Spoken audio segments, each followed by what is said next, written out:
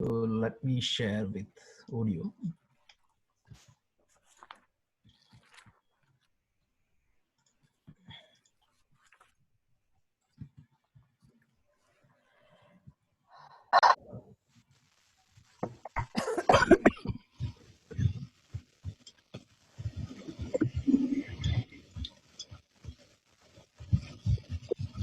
So it's 8:30.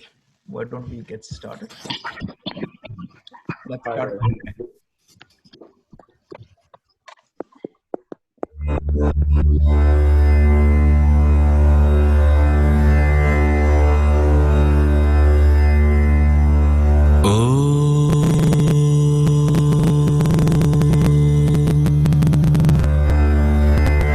सहनावतु सहनौ भुनक्तु सह वीर्यं करवावहै तेजस्विनावधीतमस्तु मा विद्विषावहै।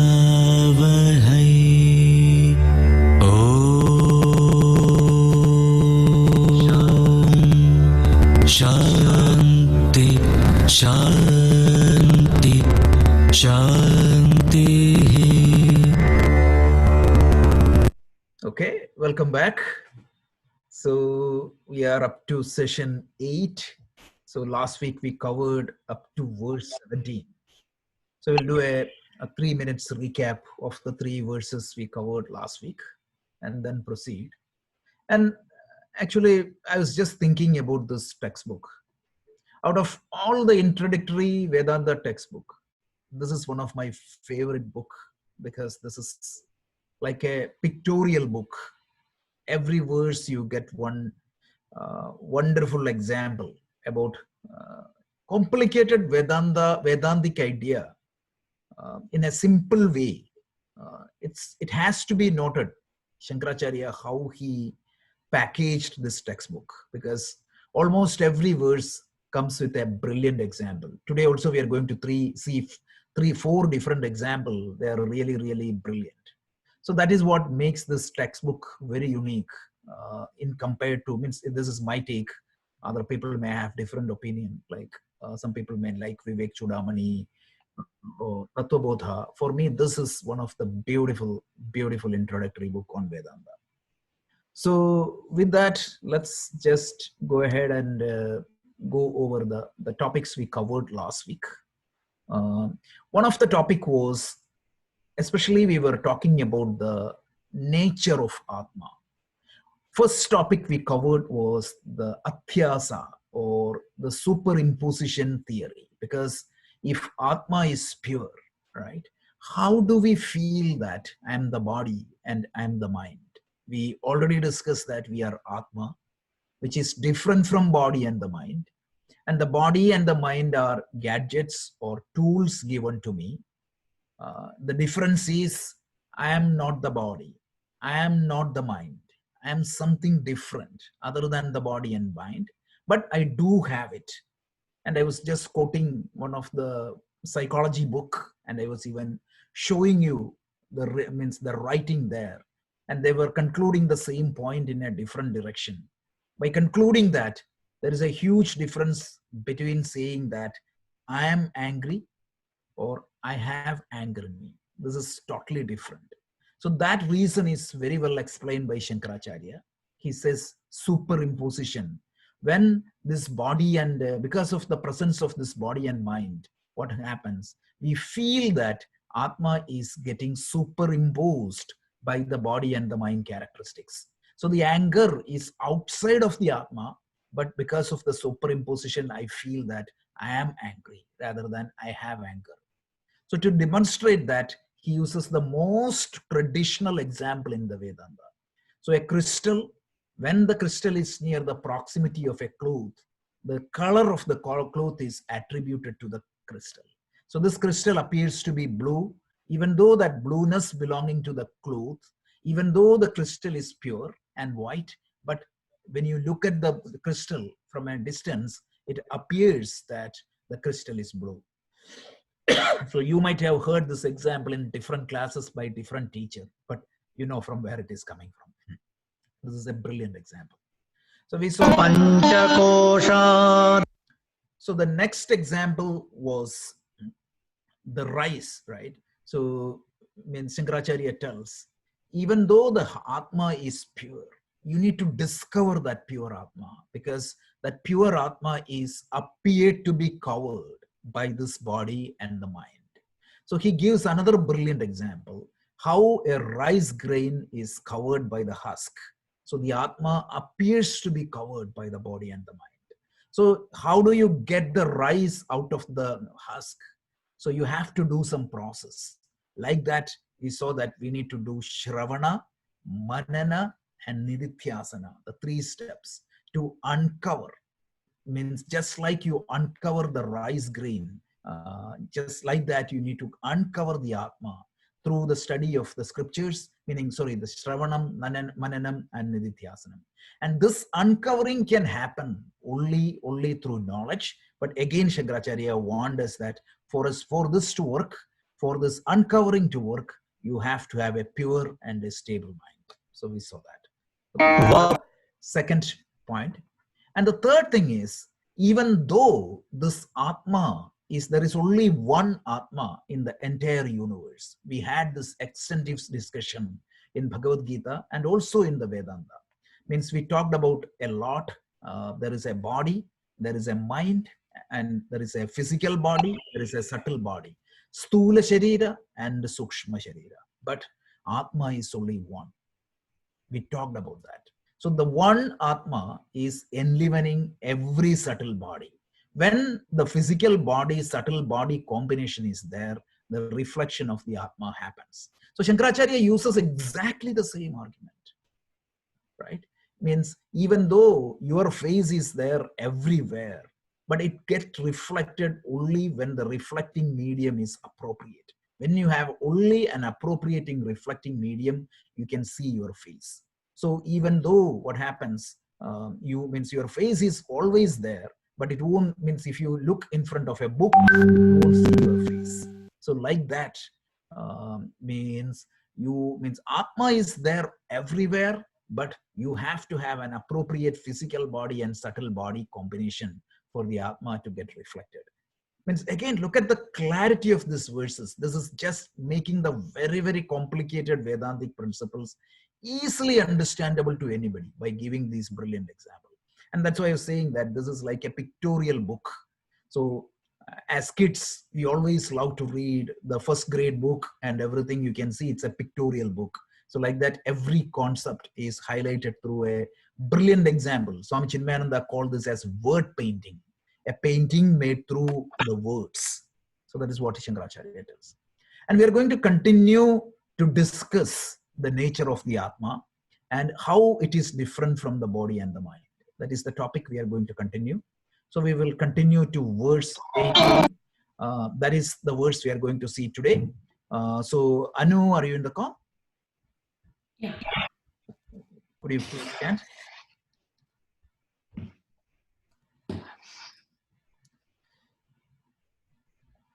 देहेन्द्रिय मनोबुद्धि प्रकृतिभ्यो विलक्षणम् तद्वृत्तिः साक्षिणं विद्यात् आत्मानं राजवत्सदा. Another brilliant example, Atmanam Rajavatsada.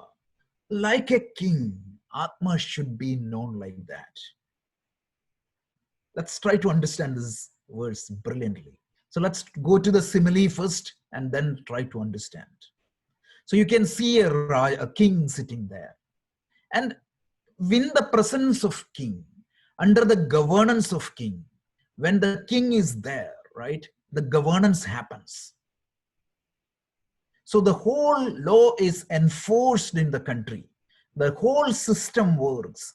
People work hard, things get done, and so many activities aligned, and everything is done aligned to the strategy of the country.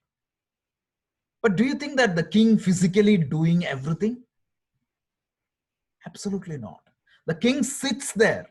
His presence makes everything else functions properly. One more modern example. Electrical equipments. You have a complicated mixer and a wonderful speaker set. You cannot play any song through that speaker and that mixer unless and otherwise the electricity is there. But what exactly the electricity is doing? The electricity is empowering the devices. So like that, your body, mind, and intellect functions and accomplishes so many things in the world outside. But the Atma, which is completely separated from the body, mind, and sense, it stands out because it is not doing anything. But the presence of Atma makes the body, mind, and intellect to do everything. Got it, right? That's the beauty, because the Atma means just like the electricity is not doing anything, it is just giving the energy, right? And the actual means the playing of the song is done by the player. Actually, the production of the sound is done by the speaker. The mixing is done by the mixer. But without electricity, nothing will happen. But with electricity, the presence of electricity makes everything happen. Beautiful. Just like that, the presence of a king, in the presence of a king, the entire country moves on. The king doesn't need to physically do everything, but his presence will enforce everything to do. And also, he stands completely out from the common crowd. Like that, you have body, infinite number of cells in the body, number of systems in the body, the pancha pranas are there, the panchendriyas are there, the pancha means the actions, the organs of actions are there, your chitta is there, everything is there, and they coordinate so brilliantly and they execute it. Means you do so many things in life, proper and improper, but that happens because of the presence of the Atma. So what's what he tells? Dehendriya manobuddhir. So it is the body, it is separate from your body, senses, mind, and intellect.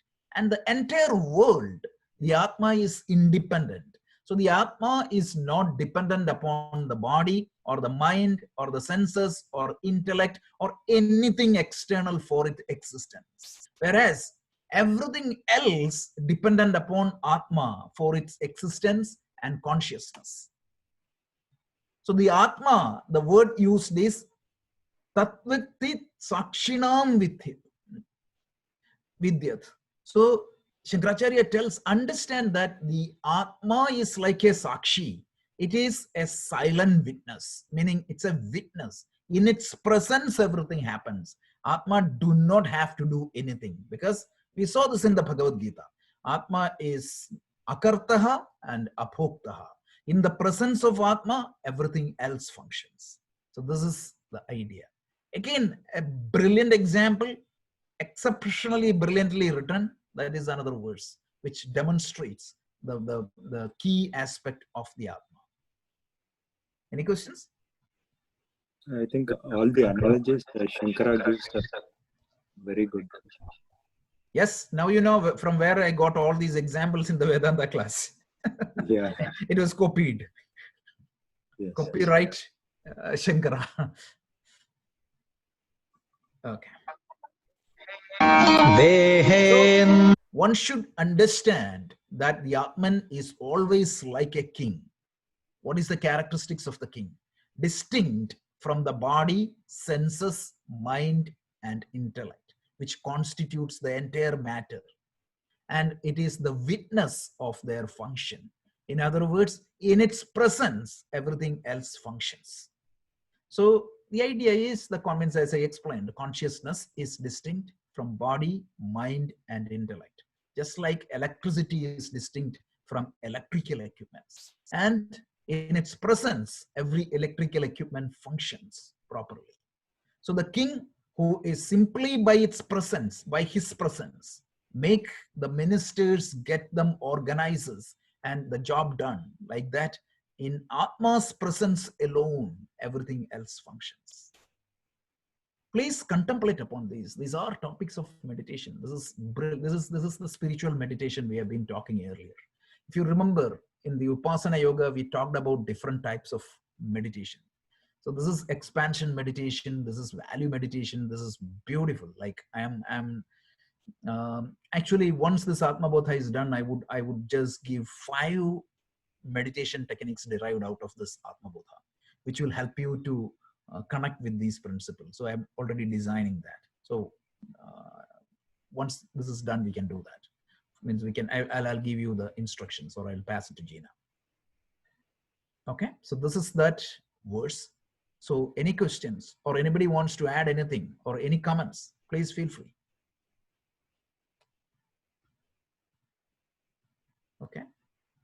So next example is again brilliant example. So let's listen to Anu. व्यापृतेषु इन्द्रियेषु आत्मा व्यापारी वा अविवेकिनाम् दृश्यते भ्रेषु धावत्सु धावन्निव यथा Shashi. Beautiful verse again, like Vyaprite Shindriyesh Atma, right? You feel that if Atma is not doing anything, right? But that's not what I feel. I feel that I'm doing, I'm thinking, I'm running, I'm acting, I'm sad, everything. So why is that happening? Shankaracharya again explains this. So he tells, Vyapriteshu indriyeshu atma. When the body, mind, and senses are active, what happens? The atma, the static atma, seems to be active. So due to ignorance. So ignorant people, when they see the body and the mind and the senses acting, they feel that the atma is acting. They don't see that it is not the body and mind and intellect are acting. They feel that Atma is acting because of the ignorance. So for that, he is giving a brilliant example. So the moon in the sky, right? Sometimes have you seen this phenomena? Like when the clouds are moving, you could see that the moon appears to be moving. You saw that, right? So when the clouds are moving in the sky, if you look at the sky, what do you feel? The moon's moving. The moon is moving. But is the moon moving? Means of course, the moon and the sun are moving, but from a relative perspective, the moon is static there. The movement is of what? For the what? It is for the clouds. So when the clouds drift across the moon, it appears that the moon is running. Just like that, when the body, mind, and senses in front of the Atma, when they are active, it appears that Atma is active. How is this example? Just how do you feel it? Beautiful example, right? Very appropriate. Yeah. It's a brilliant example. So once again, we saw that. Before that, let's pause there and have a couple of minute discussion. So when I talk about Atma, what is this Atma? Anybody want to recap what is Atma? We have discussed about this Atma a lot. But before that, how many Atma is there? One. Just one. Yeah. What is the scope of this Atma? Where exactly is this Atma there? Everywhere. Right? So how is it, is the Atma subjected to change? No. Beautiful. So when the unchanging, unmoving, all-pervading Atma is there, how, means you're saying that, but at the very same time, you're telling that, you're feeling, this is what the Vedanta tells. The Atma is Nityaha, Atma is Satyaha, Atma is Sarvagataha, Atma is means Achalaha, Atma is Sanatanaha. If you remember Bhagavad Gita, second chapter, we covered this very recently, right? There is a verse, Achedyohyam adahyoyam, Achedyo klesh mishoshya yevacha, Nityaha, Sarvagataha, Stanuhu, Achaloyam Sanatanaha. Remember that verse? Nityaha, Sarvagataha, Stanuhu, Achaloyam Sanatanaha. This is the nature of Atma. Stanu, it's stable, right? The roots are very stable. Nobody can shake it. And Achalaha means no movement. And at that point of time, we had an extensive discussion on Atma. When you say movement is possible, right? My pen can move from this hand to this hand. Why? Because at time t, right, the pen is here, and at time t, the pen is not here. So since there is a space, means where the pen is not there, I can move it from here to here. This is the space-wise movement, travel.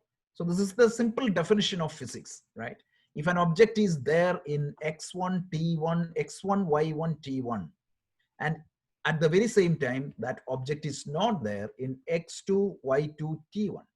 So what you can do, you can move from x1, y1 to x2, y2. That's a spatial movement.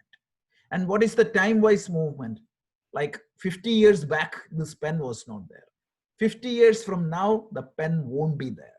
So this is conditioned by time also. So that's what we say, right? Desha kala constrained by space and time. And this is exactly what you see in the modern physics also. So any object in the world is subjected to space and time constraints. And Atma, which is beyond space, because remember the definition of Atma, Satyam Jnanam Anandam Brahma. So I quoted and referred Swamiji's lecture, means those who might have seen the Satyam Jnanam Anandam Brahma. Actually, he unpacked and elaborated each of these words. That's exactly what he did in that lecture. So when he was unpacking the Anantam, he said, what exactly is this infinity? And he used all the different types of infinities there, right? The contour theorem of maths.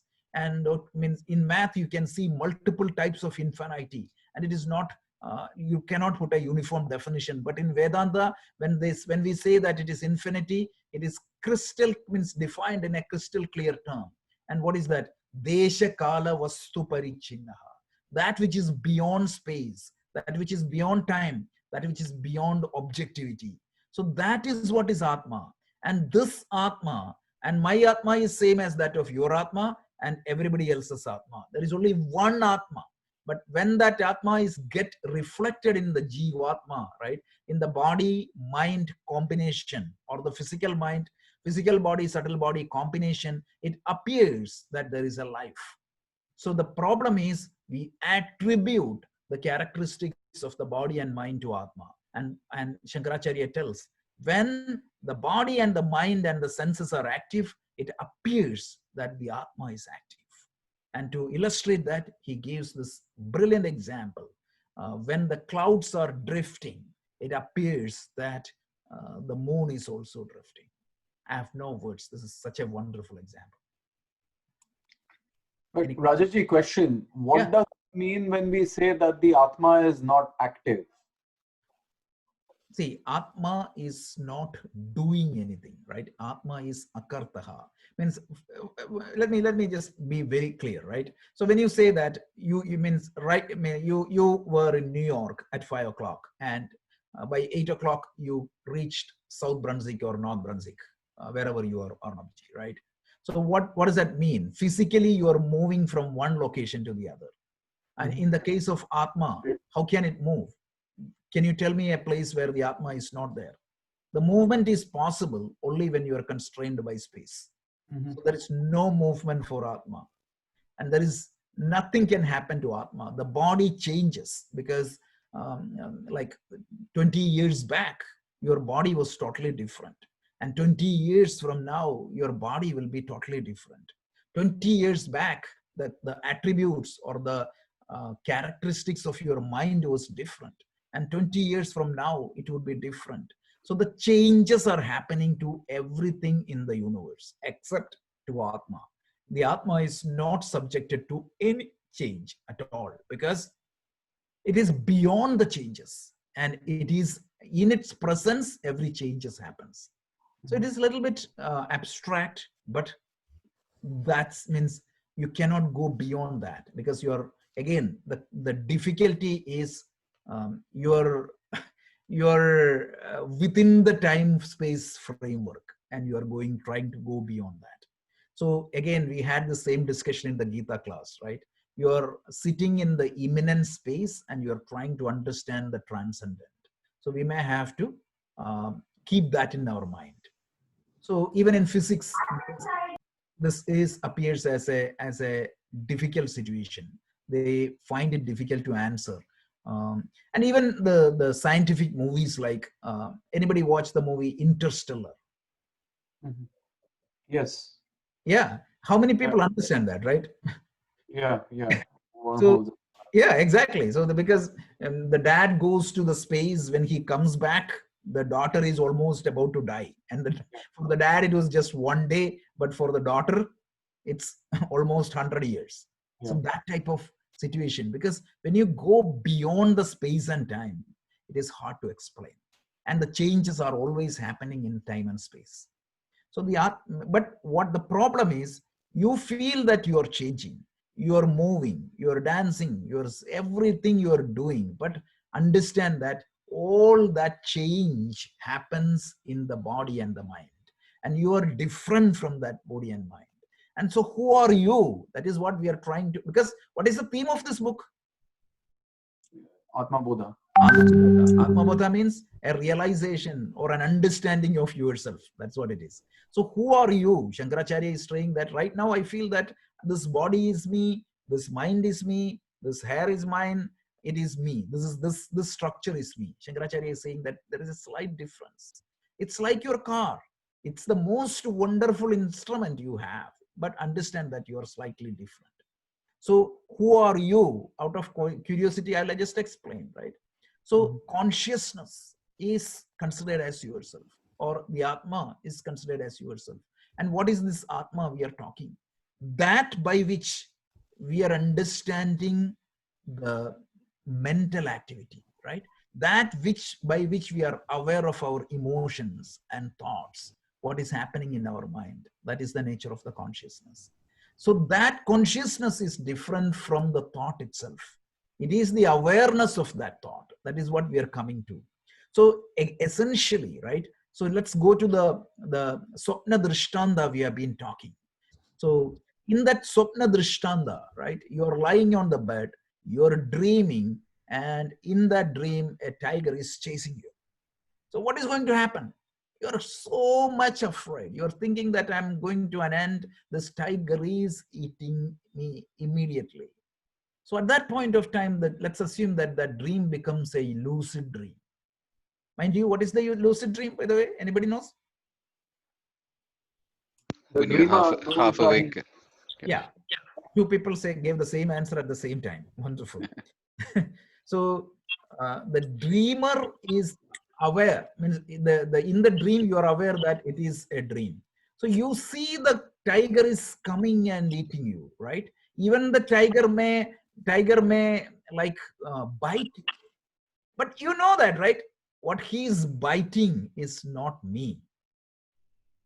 So at the very same time, means you will be able to enjoy the dream. Means if something good happens in the dream, you will be able to laugh or enjoy that. But the fear will completely go, because the source of the fear is the obsession that I am this body and the mind.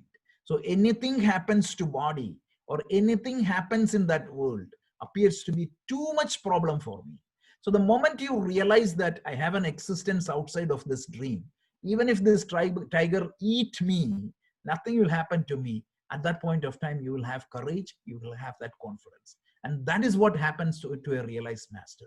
So Shankaracharya is not asking you to get away to that dream, means deep sleep state. He's just telling you that as long as you live in this world, be like a lucid dreamer. So understand your true awareness, which is beyond this dream space, dream time, and dream causation.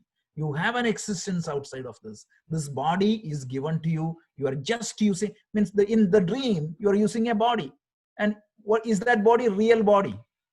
Think of this.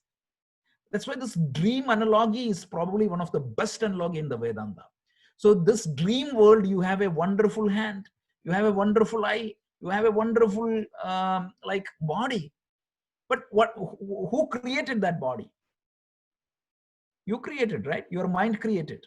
And is that you? Is that dream, the body in the dream world, is that you? Absolutely not. But you are using it to transact with the dream world. So like that, this body and the mind is given to you for transacting with this world, which is in the immanent space. But understand that there is a transcendent nature.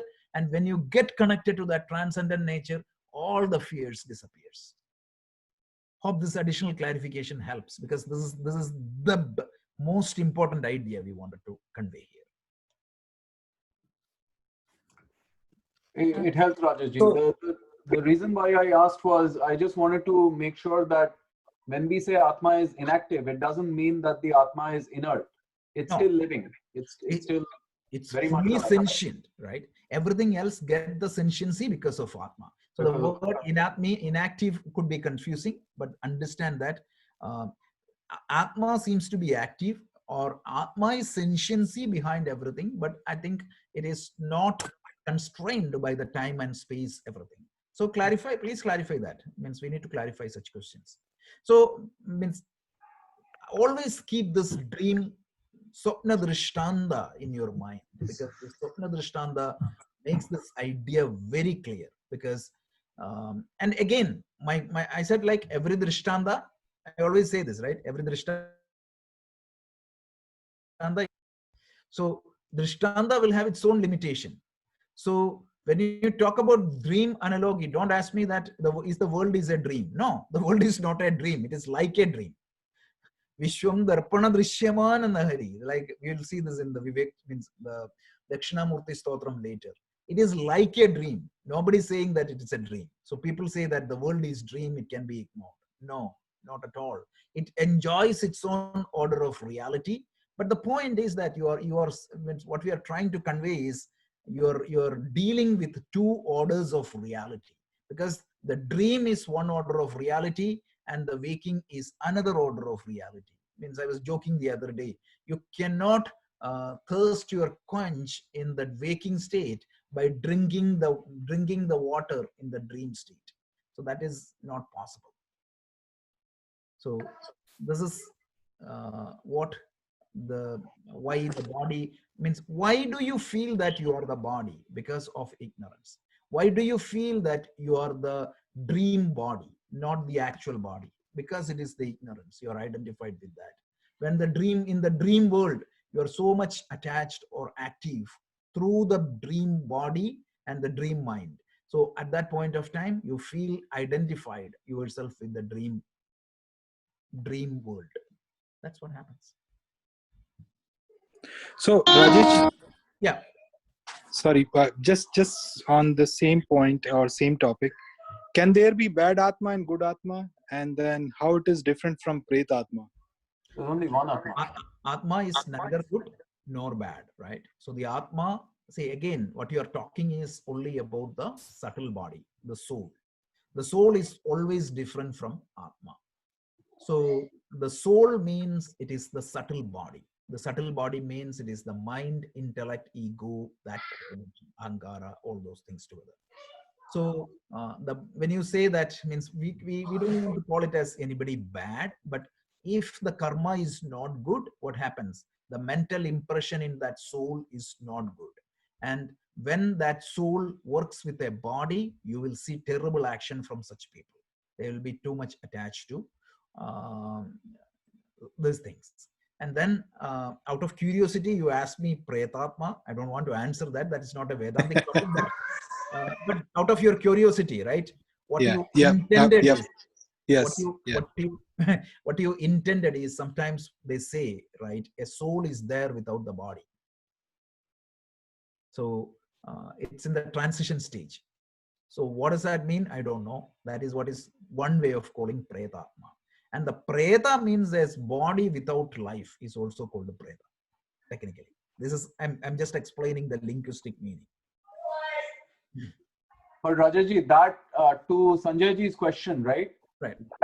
That is applicable to the soul and not to the Atma, the Correct. like Pretatma concept. Correct. See, the problem is this word Atma can be, means it is, you have to qualify that with, see, in, means what you do, like when you do the pronouns, you qualify that, right? Means reflexive pronoun, you will qualify that as an qualifier pronoun. So you have to qualify something with that. Like you may have to call it as Paramatma, just to be clear. Because what happens is the word Atma means self.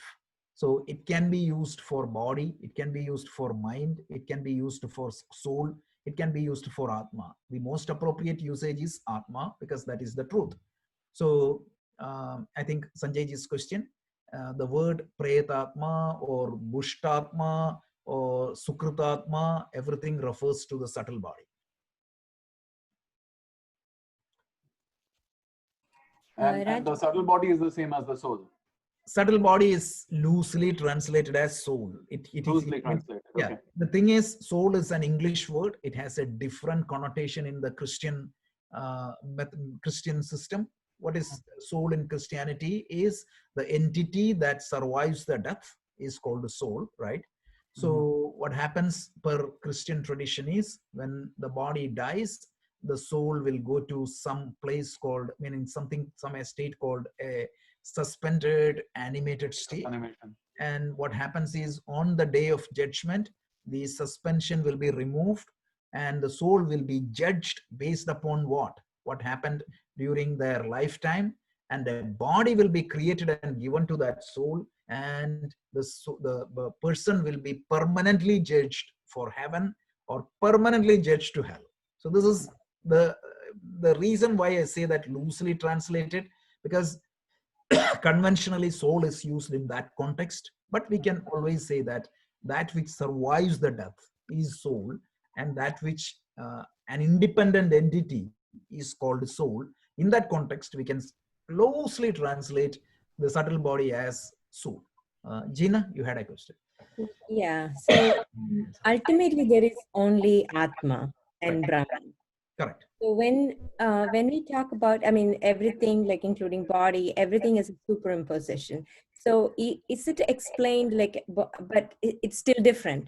Is it explained as a two order of reality? Is that how we can explain that? It is. It is two order of reality. Means you're bringing a very valid question, Gina. So ultimately speaking, what is body? Inert body. From where the inert body came in? It came from the Atma, correct? So remember the discussion we had on the Gita? Initially, there was only this para prakriti, which is the true Atma. From the para prakriti born the apara prakriti, which is the material cause of the universe, all the matter. And the matter is inert and insentient. And there are two types of matters. One is called the physical matter, which constitutes the 5 elements per the Vedantic model. And then there is subtle matter. Means per Gita, it is 3. Vedanta, you have a little bit different, right? It's Mano, Buddhi, Ahankara, Chitta. There are 19 in Vedanta elements. But whatever it is, there are physical matter, there is subtle matter. The combination of this physical subtle matter forms the entire world of matter. But the thing is that the matter is a derived thing from the consciousness or the Paramatma. So it doesn't have the intrinsic nature of the Paramatma, which is the consciousness. So that is why it is considered as different. It is a different order of reality. It is not in the Paramarthika level. The matter exists only in the relative order of the reality, not the absolute order of the reality. Others, please excuse me. Like this is, don't worry about this. This is the like the next level of this teaching. But Gina, that is an apt question. That is correct. This is the reason. Thank you. So the complication here is finally everything merges back to one. That's it. Ekam eva advitiyam.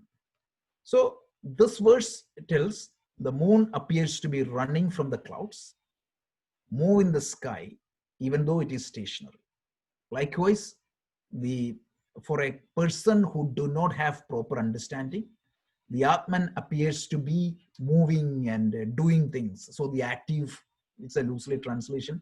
Just understand that moving and changing, that's what it means. When you observe through the functions of the sense organs and the body, that's what it is.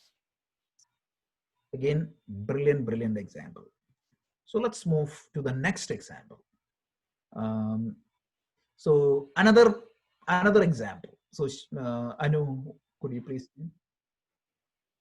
आत्मचैतन्यमाश्रित्य देहेन्द्रियमनोधियः स्वक्रियार्थेषु वर्तन्ते सूर्यालोकं यथा जनाः. Atma Chaitanya Mashritya Dehendriya Mano Dhiyaha. Deha Indriya Manaha Dhiyaha. Deha means the body, Indriya means the mind, sorry, the sense organs, and Manaha means mind, Dhiyaha means intellect. So all these equipments, whether it is body or the sense organs or the mind or the intellect, Atma Chaitanya Mashritya, they are dependent upon Atma. Without Atma, they cannot function at all, because there is a specific function assigned to the body, mind, senses, and intellect. But they cannot function properly without dependent upon the consciousness or the Atma. So if the Atma is there, that is why means when the person is dead, nothing will function. So just like when the electricity is not there, any powerful electrical equipment will not work. When the electricity is not there, the laptop will not function.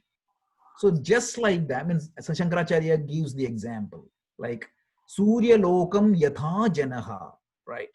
So people can do their activity. You have to consider this an ancient worldview, right? In an ancient world, the whole thing, because when the sunlight starts, people starts their activity. So like that, the presence of sunlight enables people to do their activity, because with the sunlight, you cannot travel. So like that, when the presence of the Atma is going to make people do things, just like the presence of sunlight helps me to transact in the world outside, the presence of Atma helps the body and mind and intellect to function. Again, one more different angle. That's it. The same example. Rajaji, I had a question on this verse. Yep. At the time of death, yep, does the Atma leave the body or the subtle body leaves the body? Subtle, because Atma cannot leave, right? Atma cannot leave. Yeah. The whole definition is the Atma is all-pervading. When the Atma is all-pervading, how can it move? And also, there is no, because remember the example we have given was the bucket, water, and the sun. The sun is the Atma. So what is death means? Your water goes away. Yeah, water is moved from one bucket to the other. So it appears that the new bucket has a new sun. A new sun is born there, but practically the sun was always there. The reason I asked Rajaji was the electricity analogy. Yeah. So electricity is more like subtle body, right? The electricity, no, it is like the Atma, right? So the electricity is in that analogy, the computer hardware is physical body, software is subtle body, because remember the software is the one that gives the personality. Right now, remember that discussion, right now the personality of my computer is PowerPoint, but it can be different game later point of time. So the subtle body gives the personality, and these two works in the presence of electricity. Electricity. So again, all the analogies are analogies. Just use that analogy in that context, right? Yeah. Correct. Absolutely. Yeah, because it's just giving, because it's the, you see, obviously the electricity is not Atma. We are just, this is called Upama in Sanskrit. Yeah. It's contextual. Yeah. That's Yeah. the important thing. So in Malayalam, the definition of Upama is like, the example they have given is Mannavendra Vilangannu Chandrane Pola Ninmukam. O king, your face is shining like a moon. That doesn't mean that the person's face is moon. It is like. So that's exactly the definition. Absolutely. Okay. So depending upon the Atman, which is the nature of the consciousness, the body, senses, and mind, intellect engage themselves in their respective activity. Just as men work depending upon the light of the sun. If the light is not there, they cannot act like that. Again, you have to see that example in that context. It's just to show the difference between body and Atma. So different examples he is giving just to drive home this concept. Because you have to understand that there is only one Atma, and that Atma is different from all the body's mind and everything, intellect, and you are that Atma. That is where he's driving us. And when you think about you are that Atma idea, right? What you have to think is, make sure that you're thinking about that dream analogy. So in that dream, in that Swapna Drishtanda, the dreamer me is subjected to suffering, correct? In that dream world. If I win a lottery in the dream world, I'm happy. If a tiger chases me, I'm sad. So means whatever I do, I'm subjected to sorrow in that dream world, because there's always a risk that something can happen me. The only way for me to get freedom from that suffering is to know my real nature. So even it means if I know my real nature as actually the person lying on the bed, then the tiger or tsunami or any terminal disease will not make me upset, because I know that I do have a different existence and I'm different from that dreamer body and the dreamer mind. So when you have that type of understanding, it is good enough to remove any fear from our system. And that's what we are coming to. Swami Vivekananda's example I told you, right? A big multi-billionaire asked him, I have all the money. What can you do? What is there for you to give me? And I don't need anything to live. He said, you need something to die peacefully. And this can give you that peace of mind. Face the death. That's a great way of saying, actually. And that's in that context only Swamiji said, like, man dies but once. Some people, a strong man dies once, but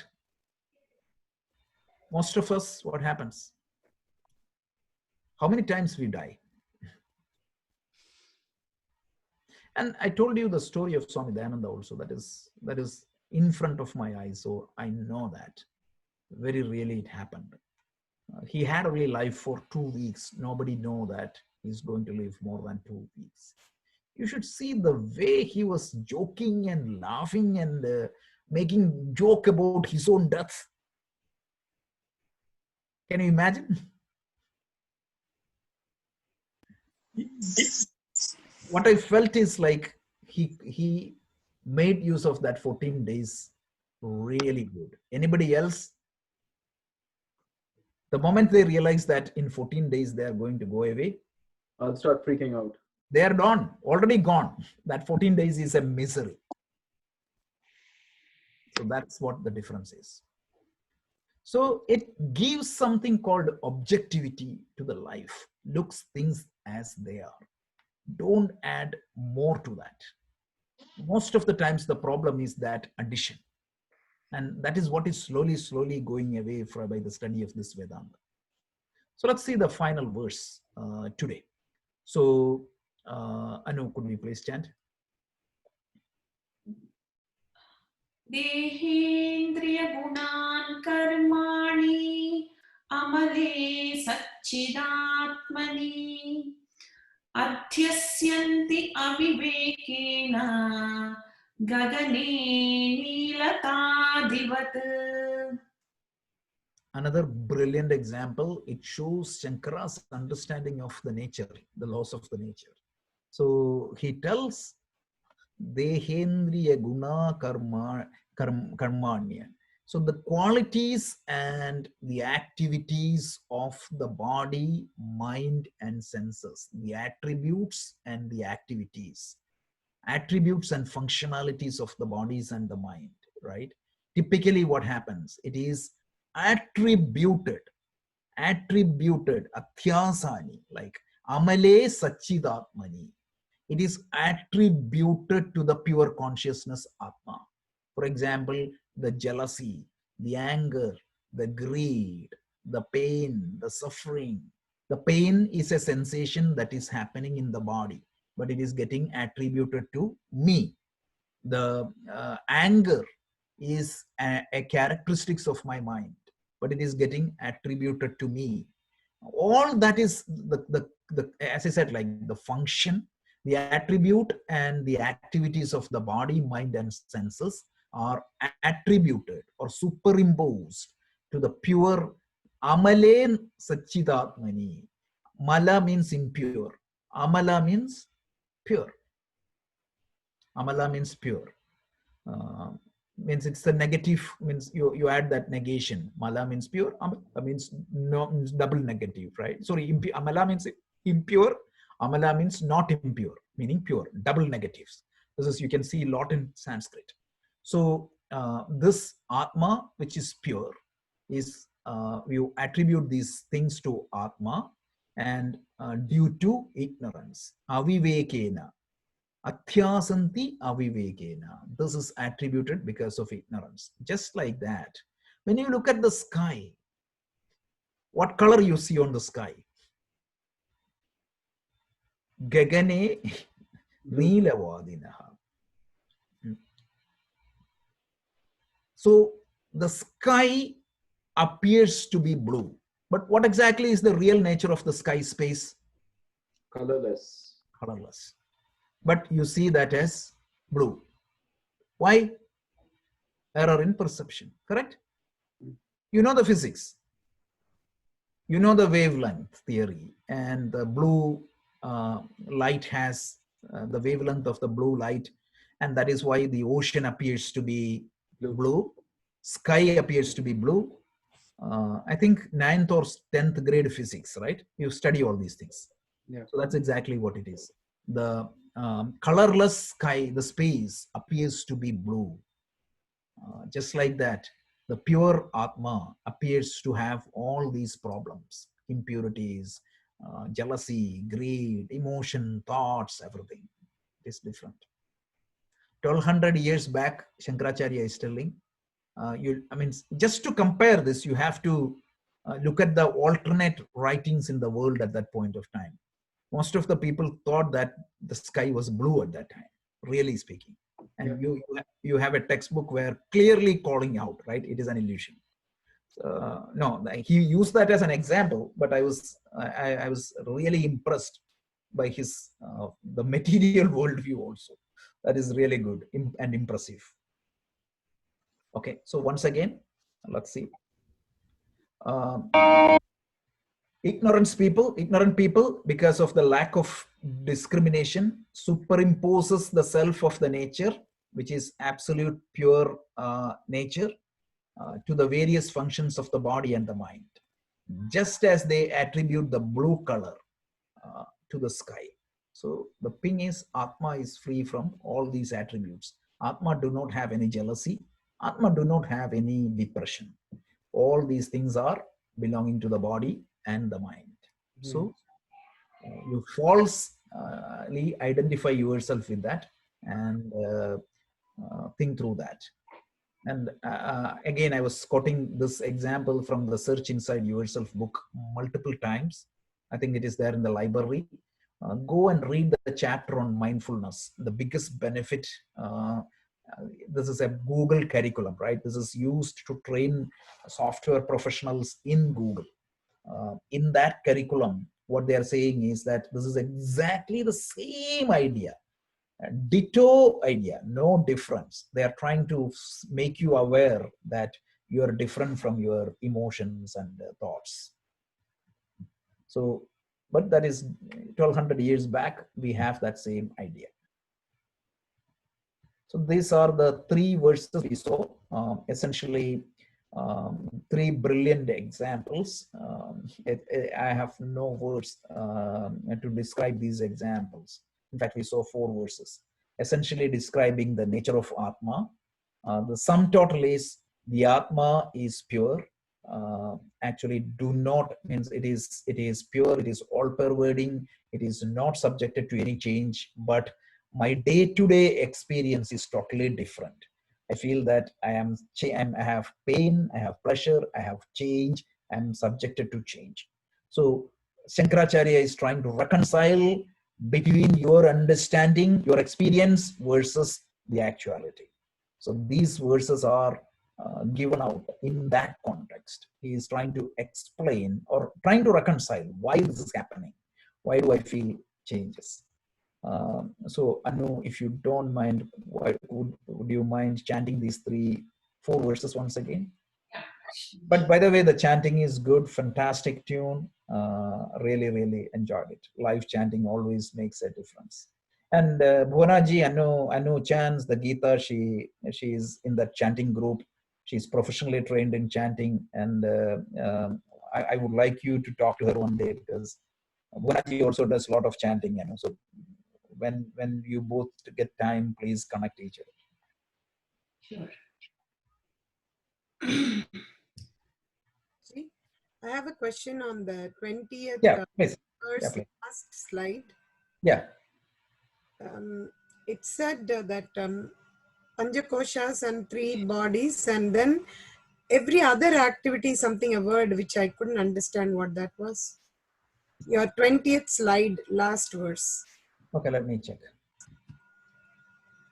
It might be a mistake also. I didn't want to interrupt you at that time, but yeah. Please, no, please interrupt, because it is. Because you had like an agenda to finish it, right? So I just. No. It's before this, yeah. See, consciousness is changeless principle. Activities belong to 3 bodies and 5 koshas. I understood that.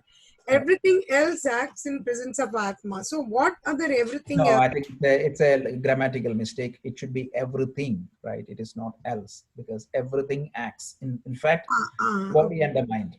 So that's what I thought. Maybe I'm missing something. I didn't. No. It's my mistake. Great. Yeah, good catch. Thanks. Okay. I know, please. Any other questions before that? Please post the questions in the group if there is anything. Yeah, I had one question about that. All this, it's different types of chapters deal with different yogas, right? So I was looking at the Ashtanga yoga, and there are like 7 steps to that. So like that, every yoga has got some steps. So I just would like to have like a table as to what each steps, I mean, each chapter has what kind of steps. So are we in that, just for our own reference, like our own correction, right? So on a high level, the yogas can be classified into 4 categories: the karma, the bhakti, and the bhakti in fact is karma yoga. So and on a high level, I would classify the yoga into 3 buckets. One is karma yoga, the other one is upasana yoga, the other one is jnana yoga. That's the simplest thing.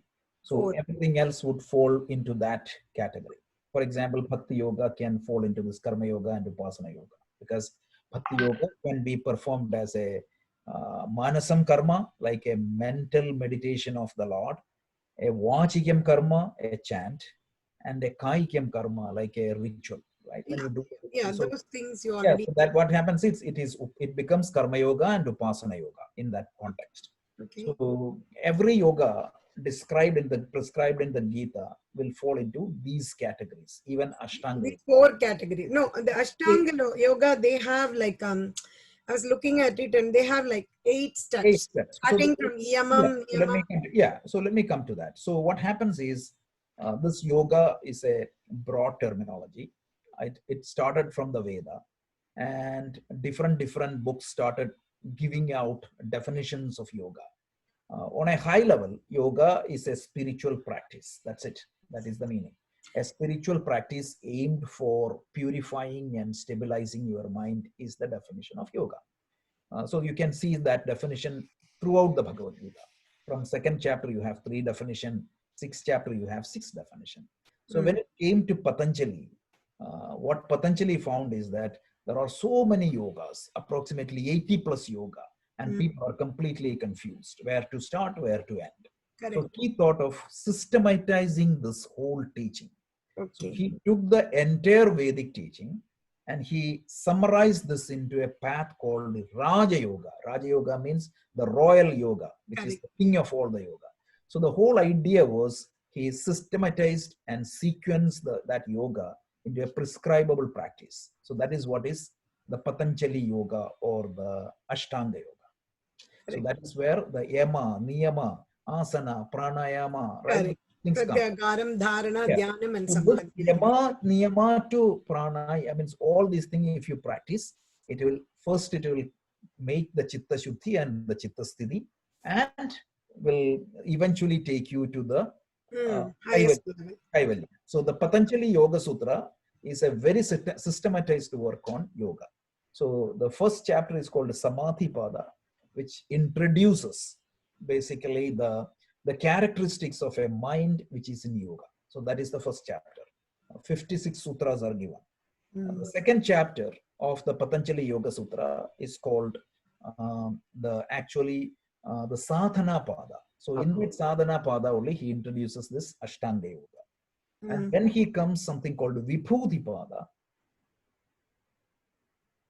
The glory of this yoga. Once you practice this yoga, what are all the benefits you are going to get? And finally, the last chapter, he's saying that Samadhi is not the end of yoga. The yoga's end is called Kaivalya or Moksha, which is unification with the self. So literally, grammatically speaking, the word yoga comes from the word called yuj. This yuj has 2 different meanings. So the first meaning of this, exactly the yoga, that is how yoga is derived. The first meaning is yuj melane, meaning yuj means it is a union, the union of your individual self with the Paramatma. So that is one meaning. That is covered in the Kaivalya Pada. And then the second meaning of yoga, the word is yujito iti samadhi, a well-placed mental state, a mental state which is pure and stable. So that is where this sadhana comes in. I think we did a session last summer. I missed that. But I don't have the recording. I lost the recording. It is not posted anywhere. But I remember that session again, Rajeshji. Which one? This session on Yoga Sutra. It's not on. I think we did if I remember correctly, we did a 1 hour summary of the Yoga Sutra. Somebody was asking me. I believe it was Kailashji or somebody. No, I think I attended that. Okay. Yoga Sutra. I attended that. That was last summer. Yeah, one day. Yeah. Correct. No, this one I was looking at it because when I read about Patanjali's Yoga Sutra, I noticed that he has so systematic it is. Very beautifully done. So I was wondering, I am sure in other yogas, there should be the steps. He pulled out from everything, right? He pulled out from everything and beautifully sequenced it. So even the definitions are, I was listening to Swami Dayananda, like in 6th chapter, you have all these definition comes on yoga. So Swamiji was joking, only Krishna is who copied from whom. That's it. Either Krishna copied from Patanjali or Patanjali copied from his joking, right? Both of them copied from the Vedas. That's right. Rajeshji, is Ashtanga Yoga also called Raj Yoga? Yes, Ashtanga Yoga is Raj Yoga. Is Raj Yoga, right? Yeah. So the dharana means what? Yeah, just in one simple word. I don't want to take your time. Just in simple word. Yeah, because this is a sequence, right? So when you Yeah, I understood everything. You know, the pranayamam, pratyagaram, dhyanam, samadhi, but the dharana, I couldn't figure out what that is. So, means let's see. Let's go from the sequence, right? The yama, niyama, Yama, niyama, correct. asana.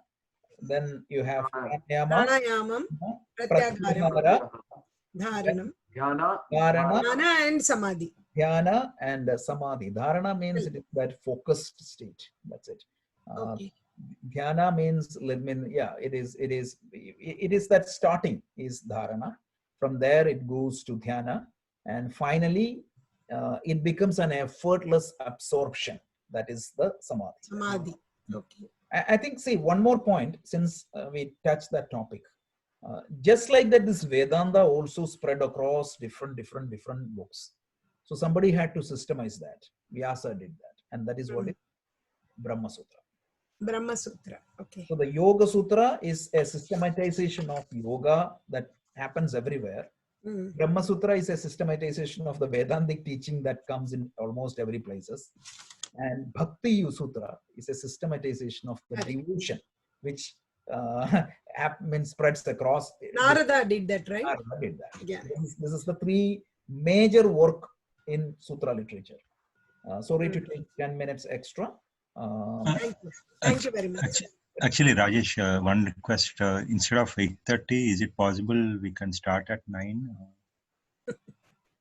I am okay. Like, it is majorities. It will be pretty late, I guess. Yeah, okay. Okay, sure. 8:30 is better. Okay. Sorry, Nagarji. Yeah, no problem. Yeah, we have to go with the majority, right? So. Yeah, sure. Yeah. Okay, so Bhuvanaji, why don't you, if you could chant? You asked Anu to chant the 3 verses, remember? Oh yeah, sorry. Anu, could you chant? देहेन्द्रियमनोबुद्धि प्रकृतिभ्यो विलक्षणम् तद्वृत्तिः साक्षिणं विद्यात् आत्मानं राजवत्सदा व्यापृतेषु इन्द्रियेष्वात्मा व्यापारिव अविवेकिनाम् दृश्यते भ्रेषु धावत्सु धावन्निव यथा शशी आत्मचैतन्यमाश्रित्य देहेन्द्रियमनोधियः स्वक्रियार्थेषु वर्तन्ते सूर्यालोकं यथा जनाः देहेन्द्रियगुणान् कर्माणि अमले सच्चिदात्मनि अध्यस्यन्ति अविवेकेन गगने नीलतादिवत्. Thank you. Bhuvanaji, why don't you chant the Purnamada and we can stop. He's doing so well. You could ask her to do it also. No problem. Yeah, you do every day, right? So please. Om Purnamada Purnamidam Purnat Purnamudachyate Purnasya Purnamadaya Purnamevavasishyate. Om Shanti Shanti Shanti. Hari Om. Shri Gurubhyo Namaha. Hari Om. Thank you. Rajesh. Thank you. Thank you, Rajesh. Thank you. Thank you, Anuji. Thank you, Rajesh.